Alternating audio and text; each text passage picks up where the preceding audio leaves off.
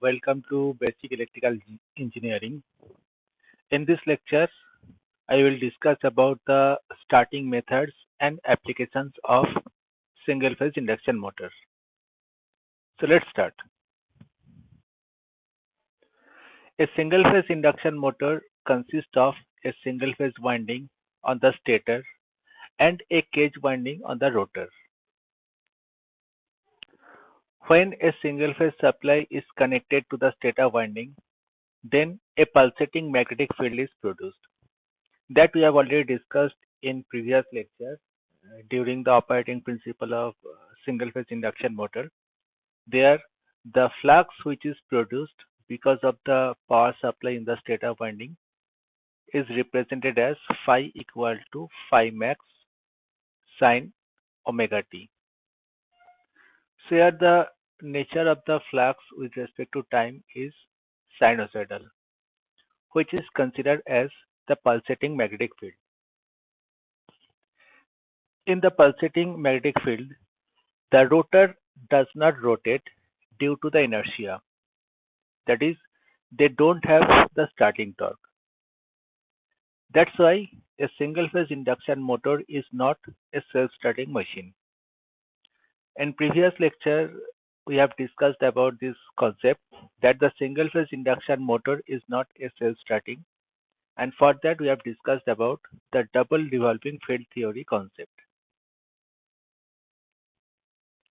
So it is necessary to employ some means for making the single phase induction motor as self-starting. And it can be done by converting the single phase motor into a two phase motor temporarily in order to produce the revolving magnetic field. This is basically achieved by providing an auxiliary winding in addition to the main winding in the stator. Therefore, in the stator winding, instead of one single winding, we use two different windings, where one is called the main winding, which is responsible for to produce the running torque, and another is called the auxiliary winding, which is basically used to provide the starting torque. The auxiliary winding is excited by a current which is out of the phase with the current in the main winding. The impedance of the two windings should be such that there should be a large phase difference between the currents. Remember one thing, the single phase induction motor will also operate based on the rotating magnetic field that we have seen in case of three phase induction motor. And the rotating magnetic field is produced by three phase magnetic field or at least two phase magnetic field. Now, in case of two phase magnetic field, the phase difference between two magnetic fields should be greater than or equal to the 30 degree, or we can say the 35 degree. So the phase difference between two magnetic fields should be greater than or equal to 35 degree. Therefore, the impedance of the two windings, that means the main winding and the auxiliary windings, should be such that there will be a phase difference in between the currents flowing into different windings, and therefore the phase difference will be produced between the magnetic fields. Now, if the phase difference is 90 degree and the magnetomotive force created by them are equal, then maximum torque is produced in a single phase induction motor. That means if the magnetic field produced by the currents in the main winding as well as in the auxiliary windings, if there is a phase difference of 90 degree, then the maximum starting torque will be produced in case of a single phase induction motor. But if the phase difference is less than 90 degree, then also the starting torque will be produced, but the magnitude of the starting torque will be less. But it is still sufficient to start the motor. And for that, the phase difference between two magnetic fields should be greater than 35 degree. Now, once the starting torque is produced, the rotor will start to rotate depending upon the concept of the induction motor that we have seen in case of three-phase induction motor, and the rotor will start to rotate. Once the speed reaches 75% of its rated speed, then the auxiliary windings may be disconnected by a centrifugal switch and the motor will be able to run on a single main winding. In previous lecture, during double revolving field theory concept, we have seen that the single phase induction motor does not have the starting torque. But once the starting torque is provided, then the motor can run by using the single magnetic field that is produced by the main winding. That's why the auxiliary winding may or may not be disconnected from the circuit. So the types of the starting methods. The commercial single-phase induction motors are basically classified as per the methods of starting employed. And based on the starting method, the single-phase induction motors are classified into following types. That is the resistance stirred induction motor, capacitor stirred induction motor, permanent capacitor induction motor, capacitor start capacitor run induction motor, and shaded pole induction motor. So here in first four cases, we have to use two different windings, that means the main winding and the auxiliary winding, and you have to create the phase difference between two magnetic fields. So this part, that means the first four types of the induction motor is considered as the split phase induction motor. These are called the split phase induction motor. Whereas in case of serial port induction motor, the concept is little bit different. Here also you have to use two magnetic fields that will be discussed one by one. So this is a complete starting methods of single phase induction motor with different methods. Now let's discuss one by one starting method. So first one is the resistance stirred induction motor. In case of resistance stirred induction motor, the electrical circuit diagram is shown here. It consists of a squirrel cage rotor and its stator has two windings, that is the main winding and the auxiliary windings. Both the windings are displaced by 90 degree in space like the windings in two-phase induction motor.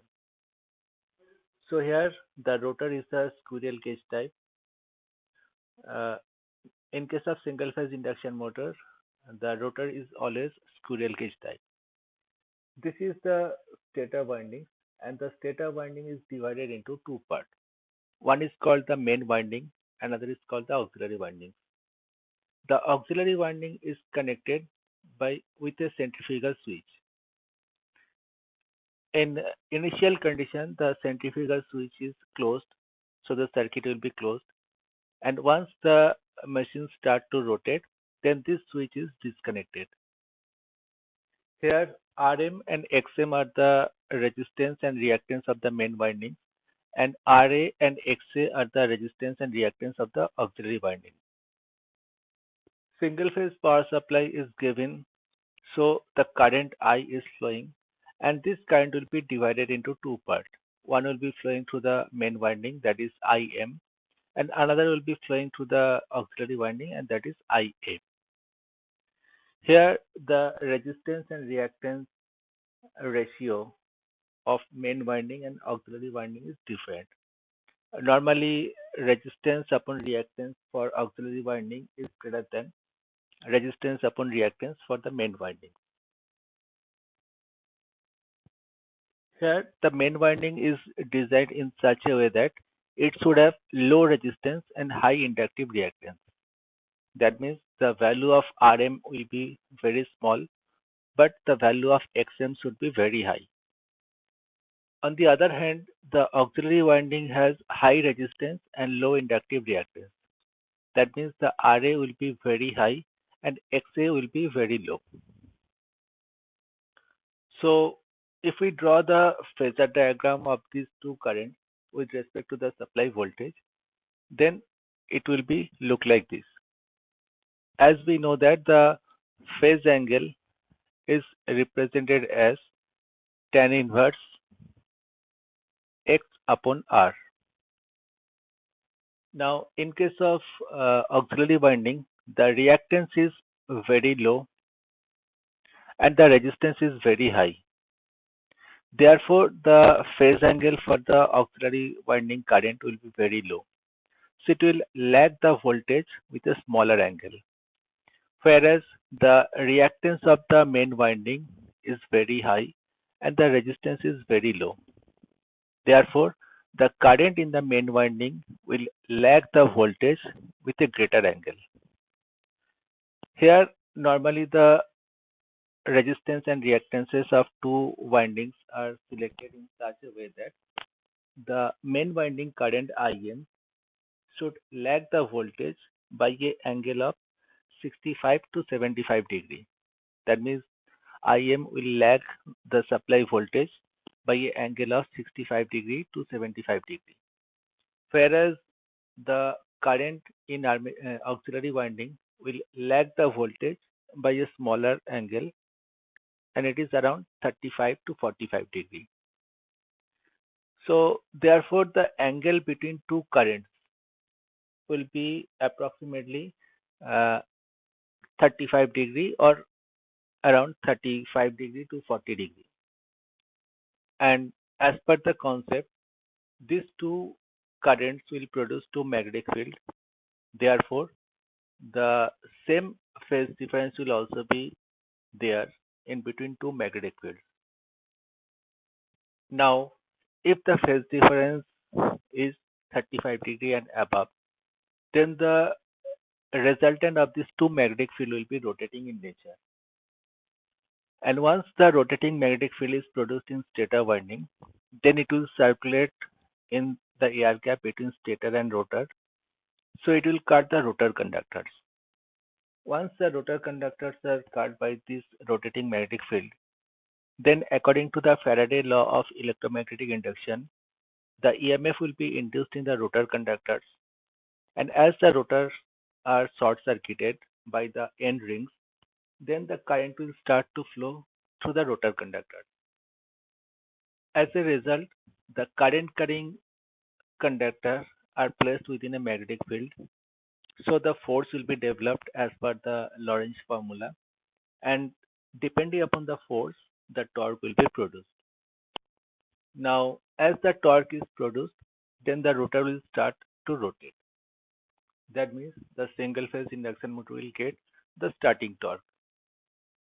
Now, once the rotor reaches around 70 to 75 degree of its 70 to 75% of its rated speed, then the auxiliary winding is disconnected automatically by the help of centrifugal switch. And now there will be only main windings and there will be only magnetic field produced in the stator. But from the double revolving field theory, we have already seen that once the motor gets the starting torque, it can run by the help of only one single magnetic field. Therefore, the rotor will continue to rotate by the magnetic field produced in the main windings. Here, the starting torque of this motor is around 1.5 times of the full load torque, and the maximum torque or the pull-out torque is around 2.5 times of the full load torque, and it is achieved around 75% of the synchronous speed. So here, the speed versus torque versus speed characteristics are shown. If we use only the main windings, then there will be no starting torque. So it is shown by this blue line. But if we use main winding as well as the auxiliary winding, then the motor will get the starting torque and it will start to rotate.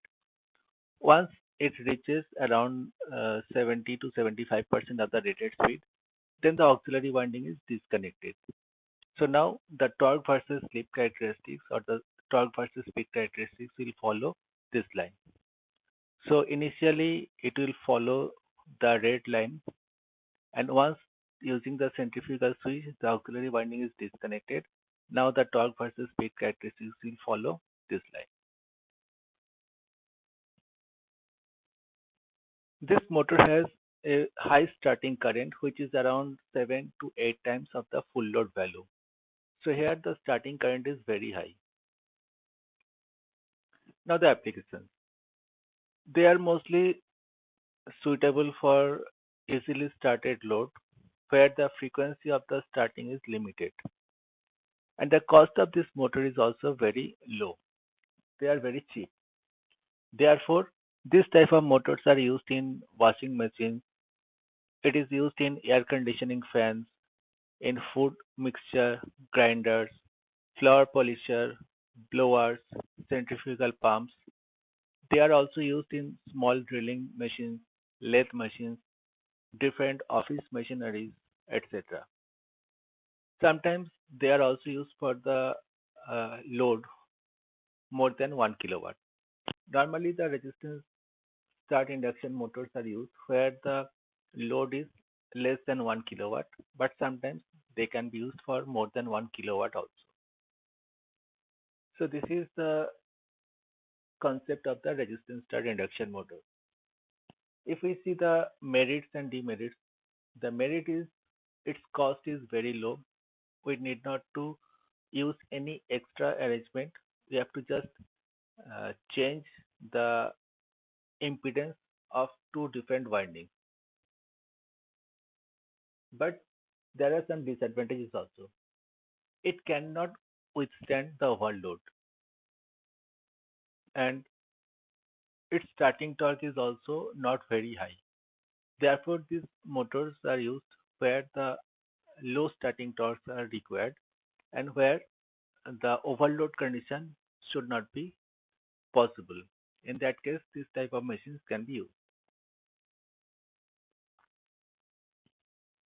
Next is the capacitor start induction motor. The circuit diagram of the capacitor start induction motors are shown here. Again, the stator winding is divided into two parts, that is the main winding and the auxiliary winding. But here a capacitor is connected in series with the auxiliary winding, and there is also the centrifugal switch. This type of motor is developed a much higher starting torque, around 3 to 4.5 times of the full load torque. To obtain a high starting torque, the value of the starting capacitor must be large, and the resistance of the starting windings must be low. Because of the high rating of the capacitor, generally electrolytic capacitor is used. It is in the order of 250 microfarad and so on. These motors are basically costly compared to the resistance start induction motor because of the cost of capacitor. Now here the advantage is that as we use the capacitor in auxiliary winding, therefore the current flowing through the auxiliary winding will be in leading position compared to the supply voltage. So if we see the phasor diagram, then with respect to the supply voltage, the current in the auxiliary winding will be leading, whereas the current in the main winding will be lagging. In resistance start induction motor, we have to make the reactance of the main winding very high. Therefore, the power factor of the machine is very low during running condition. But here, as the current in the auxiliary winding is leading, therefore the reactance of the main winding is is maintained a low value. So the power factor during running condition is also better compared to the resistance start induction motor. So here the total current is I, and it is the summation of the main winding current and the auxiliary winding current. As these two currents are, one is in the leading side, another is in the lagging side. Therefore, the angle between these two currents may be as high as 90 degree. It is around 80 to 90 degree phase difference between these two currents. Therefore, the phase difference between two magnetic fields produced by these two currents is also 80 degree to 90 degree. Therefore, a very high starting torque can be obtained in this type of motor. Rest of the concept is same. Once the uh, resultant magnetic field is rotating in nature, it will cut the rotor conductors, the EMF will be induced, the current will start to flow. As a result, the force will be developed, torque will be produced, and the motor will start to rotate. And once the motor again reaches around 70 to 75% of the rated speed, then the auxiliary winding is disconnected from the circuit and the machine will continue to rotate by the help of magnetic field which is produced by the main windings. So here the power factor during starting condition is better. The power factor during running condition is also better, and we also get the high starting torque. The torque versus speed characteristics are shown here. Here the starting torque is much greater compared to the previous type of machine. And once the auxiliary winding is disconnected, then this will be the nature of the torque versus speed characteristics. So this part is when both the windings are in the circuit, and this is the part when only the auxiliary winding, only the main windings will be in the circuit. Auxiliary winding will be disconnected. This type of motors are used for heavy loads where frequent start is required. These motors are used as a compressor in case of refrigerator or air conditioner. They are also used for conveyors and some machine tool also.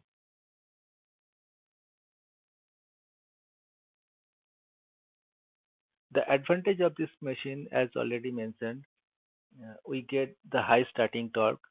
The power factor is also better. The losses are less. Therefore, the efficiency is also better compared to the resistance start induction motor.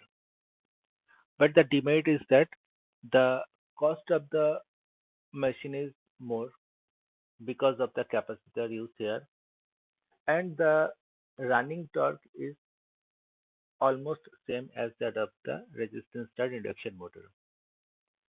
And this motor is also not suitable for overload condition.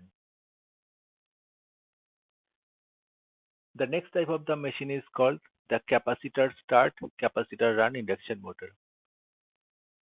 Here, with the auxiliary windings, two capacitors are connected and they are connected parallel to each other. One is CS, that is the capacitor for the starting purpose. Another is the CR, that is the capacitor for the running purpose. Where a centrifugal switch is connected with the CS because after getting the starting torque, CS capacitor, one capacitor will be disconnected from the circuit. But the other capacitor along with the auxiliary winding will be permanently in the circuit. That means in this type of motor, the auxiliary winding will not be totally disconnected after the starting torque is produced. So it is also has a cage motor, a squirrel cage motor, and its stator has two windings. That is the main winding and the auxiliary winding, like previous two cases. The two windings are displaced 90 degree in space. Here, two different capacitors, that is the CS and CR is used. In both they are parallel and they are connected with the auxiliary winding. In initial stage, the two capacitors are connected in parallel. So when the two capacitors are connected with the auxiliary winding, the auxiliary winding current will lead the voltage with a higher angle. Therefore, the phase difference between the two currents, that is the current in the auxiliary winding and the current in the main winding, will be more than the 90 degree. So in this type of motor, we'll get the maximum starting torque. Now, once the motor reaches 70 to 75% of the rated speed, then one capacitor is disconnected by the help of centrifugal switch, but the other capacitor will be permanently connected with the auxiliary winding. So now after the running condition, the phase difference between the two currents and hence between the two magnetic field is almost equal to the 90 degree. So it will produce the maximum starting torque as well as the running torque is also very high compared to any other single phase induction motor. The torque versus speed characteristics is shown here. Here the starting torque is very high. It can be as high as the maximum torque and its running torque is also very high. So during the starting condition, we'll get this characteristics of the torque, and during the running condition, that means when one capacitor is disconnected, we'll get this characteristics.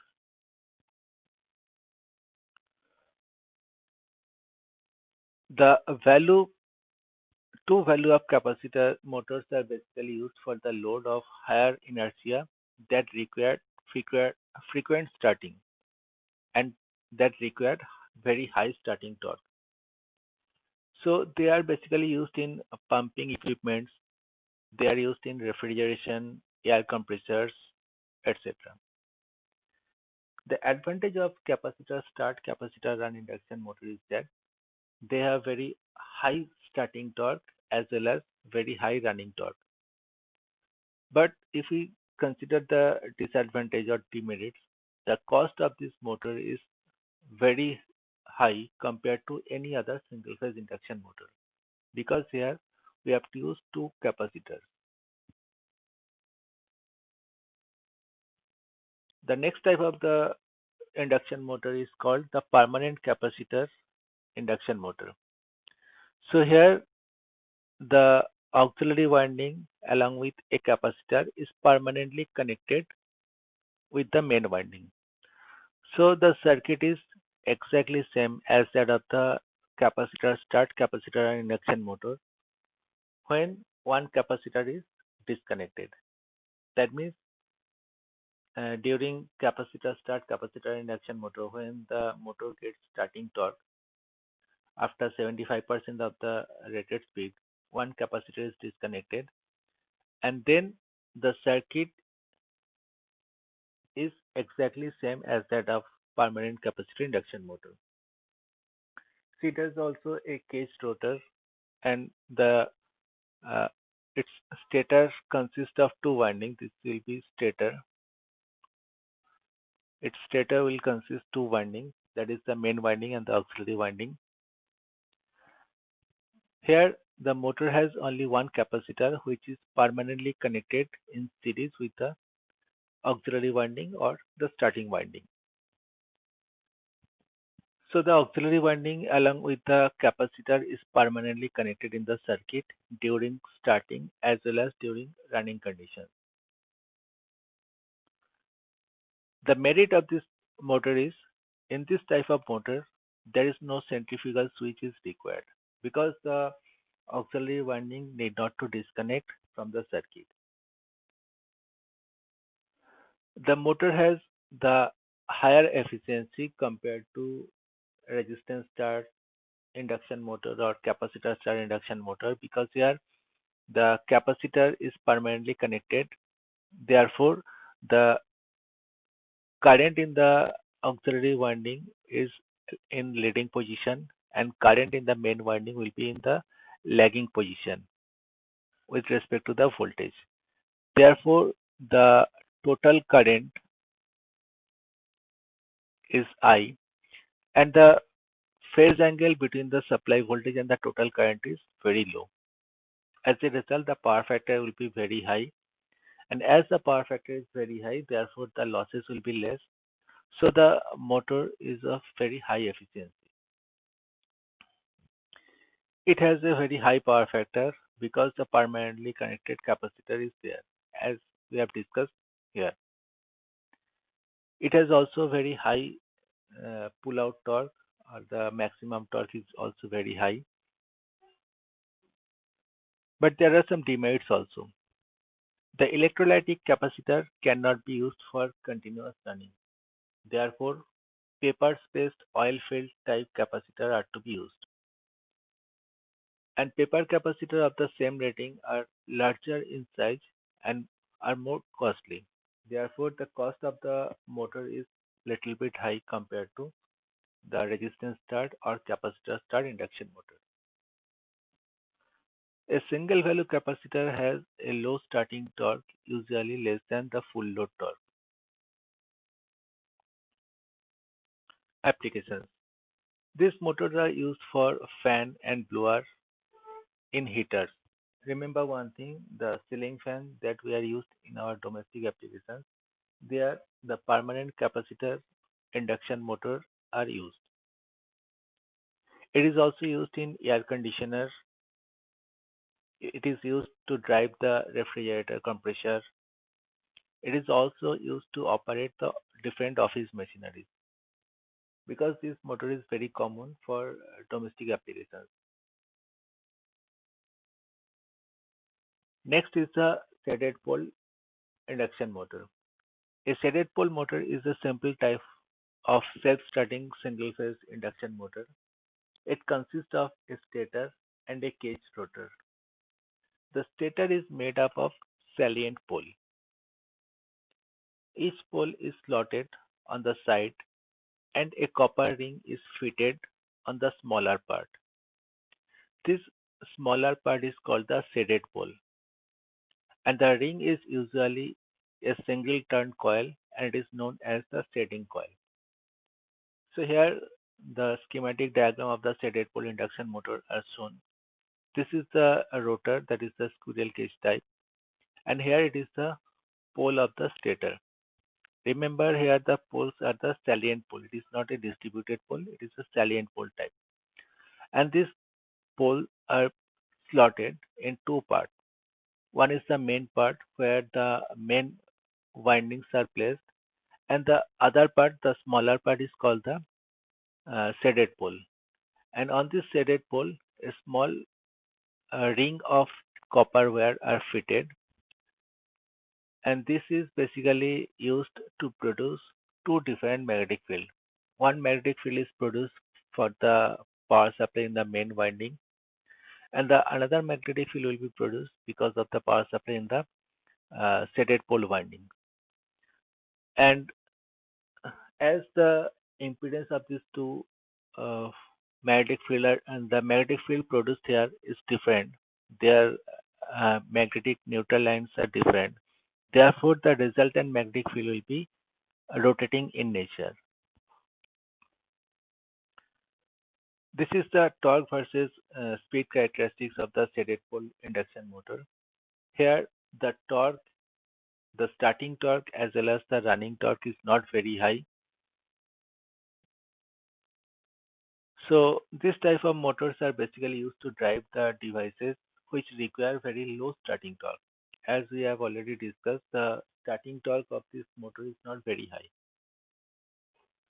These motors are very suitable for small devices like relay, fan of all kinds because of their low initial cost and easy starting.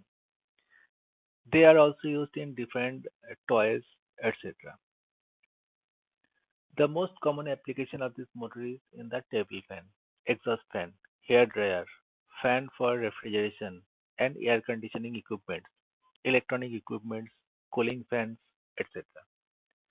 So this is the concept of the shaded pole induction motor. So these are the different type of starting methods, or we can say the different type of single phase induction motor based on their starting method. That's all. Thank you.